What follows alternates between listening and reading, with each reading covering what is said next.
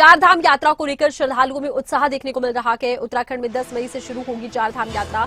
यात्रा को लेकर यात्रियों का रजिस्ट्रेशन जारी है। उत्तराखंड में यात्रा के लिए सारे रिकॉर्ड टूटते नजर आ रहे हैं। केदारनाथ के लिए सबसे ज्यादा इस वक्त रजिस्ट्रेशन हो रहे हैं। 6 दिनों में करीब 11 लाख से ज्यादा रजिस्ट्रेशन। 20 जून तक केदारनाथ हेली सेवा की बुकिंग फुल है। केदारनाथ धाम के लिए सितंबर-अक्टूबर की बुकिंग शुरू। तो इस बार देखिए पिछले साल का भी रिकॉर्ड टूटता नजर आ रहा है। पिछले साल जहां 50 लाख से ज्यादा श्रद्धालुओं ने दर्शन किए थे, तो इस बार माना जा रहा है कि चार धाम यात्रा में संख्या और ज्यादा श्रद्धालुओं की बढ़ती नजर आ रही है, क्योंकि बड़ी संख्या में पहुंच रहे हैं श्रद्धालु।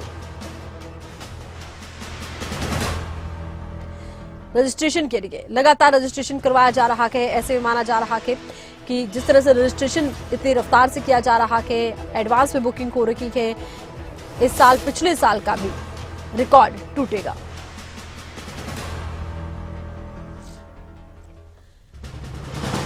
चार धाम यात्रा को लेकर यात्रियों में उत्साह। वेबसाइट पर बड़ी संख्या में यात्री रजिस्ट्रेशन करवा रखे हैं और लगातार रजिस्ट्रेशन की प्रक्रिया आगे बढ़ रही है। माना जा रहा है कि पिछले साल का रिकॉर्ड टूटेगा। पिछले साल 50 लाख से ज्यादा श्रद्धालु चार धाम यात्रा के लिए आए थे।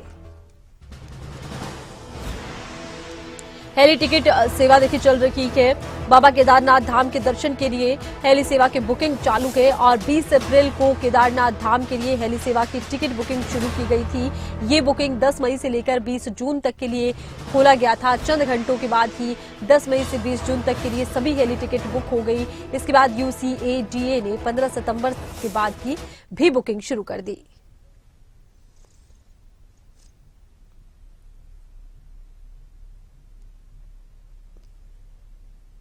तो 20 अप्रैल को केदारनाथ धाम के लिए हेली सेवा की टिकट की बुकिंग को शुरू कर दिया गया था और इसके चंद ही घंटों में आपको बता दें कि 10 मई से 20 जून तक के लिए खोला गया ये बुकिंग का रजिस्ट्रेशन का एक लॉट, जिसे कि कुछ ही घंटों में भर दिया गया। बड़ी संख्या में श्रद्धालु रजिस्ट्रेशन करवा रखे हैं। लाखों की संख्या में श्रद्धालुओं ने रजिस्ट्रेशन किया है और अब UCADA ने 15 सितंबर से लेकर 31 अक्टूबर के बीच की हेली सेवा के लिए भी बुकिंग को शुरू कर दिया है।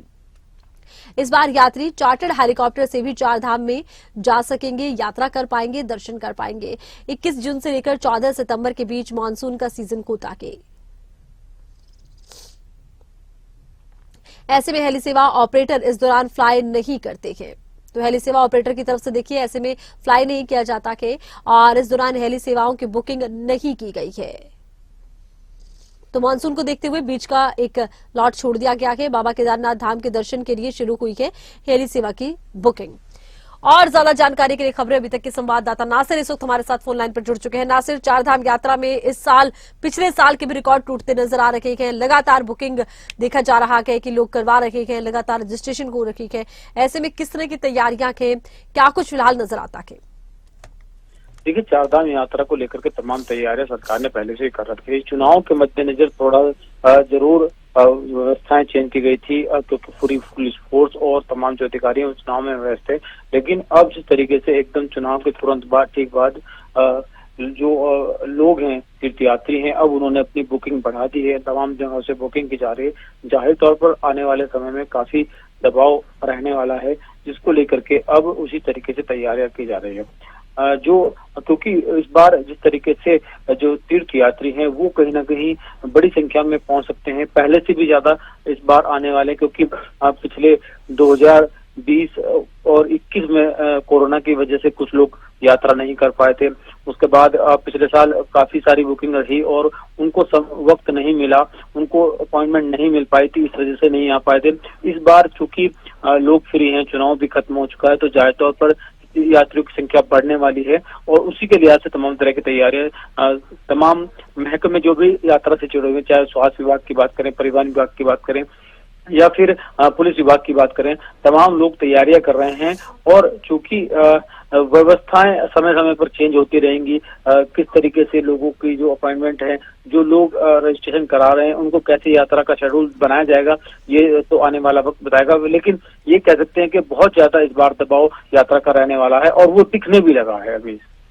अच्छा, यात्रा का दबाव अभी से देखने को मिल रहा है, रजिस्ट्रेशन को लेकर बेहद उत्साह है। ऐसे में दबाव इस बात को लेकर भी होगा कि तमाम व्यवस्थाएं मुकम्मल हो, यहां आने वाले श्रद्धालुओं को किसी तरह की दिक्कत ना आए। बड़ी बात यह है कि सड़कों को लेकर किस तरह की दिक्कत ना आए, यात्रा में तमाम सुविधाओं का बंदोबस्त किया जाए, मेडिकल का बंदोबस्त किया जाए, उस लिहाज से किस तरह की तैयारियां फिलहाल नजर आती है।